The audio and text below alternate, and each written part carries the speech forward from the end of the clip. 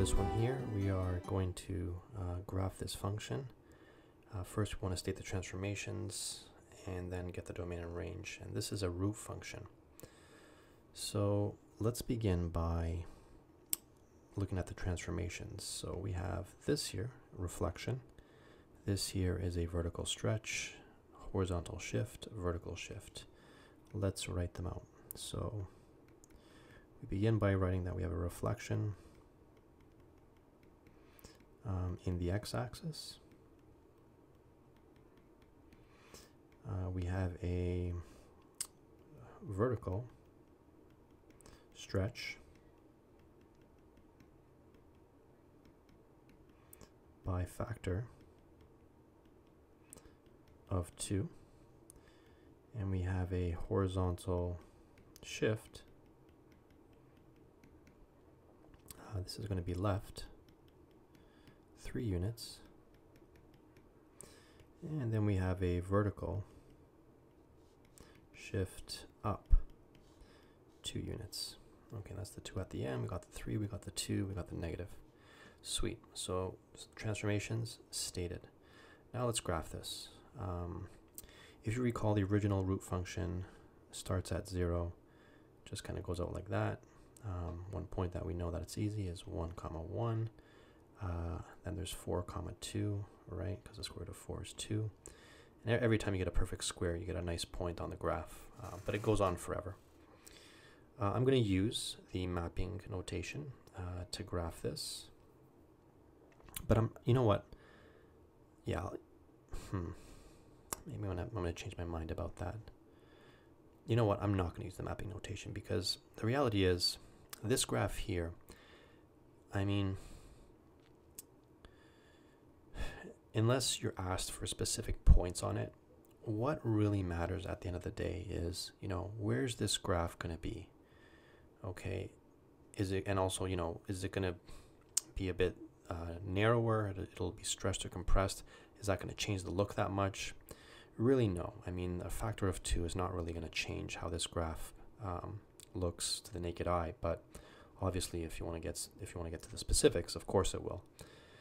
What I'm going to do instead is kind of locate the, I don't misname this, but the vertex, so to speak, or the the beginning point, initial point in the new graph. Okay, so in our transformed function, so this will go 3 left, 2 up. So 1, 2, 3, -3 and up to 1, 2. So it'll be over here. Now, if this were the original, right, and we went back 3 and up 2 and stopped there, then we're good. Okay, we wouldn't have to do anything else. But there's more to this. Okay, we've taken care of the 2, we've taken care of the 3, but then there's this -2. So what does the -2 do? Well, first of all, it reflects it. So we have a reflection in the x-axis. So this initial black line here, okay, this guy is now going to be reflected in the x-axis. So it's going to be looking like this. Okay, think of it as the other half of a parabola. Okay, so there we have our reflection, but now we're going to multiply it by a factor of 2, which means we're going to stretch it. So it's going to be a little bit more elongated, still the general same shape, but a little bit stretched vertically. Well, the shift still applies to this, so I'm just going to take this back and up. And there you go. There you have your new graph. Again, it's not perfect. I mean, I don't have grid paper here, but the general idea is there. If I were to ask you, or if your teacher were to ask you to, state some points on there, well, you can easily just plug in some values for x that are greater than -3 and get some corresponding values for y. Sorry. Anything above here is fair game. So I don't know. Personally, I like to, for me, graphing, computers do a fantastic job, better than any human.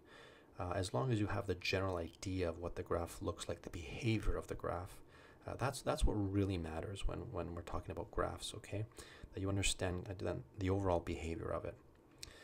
We do want to state the domain and the range. Shouldn't be too difficult. So the domain is going to be all real numbers.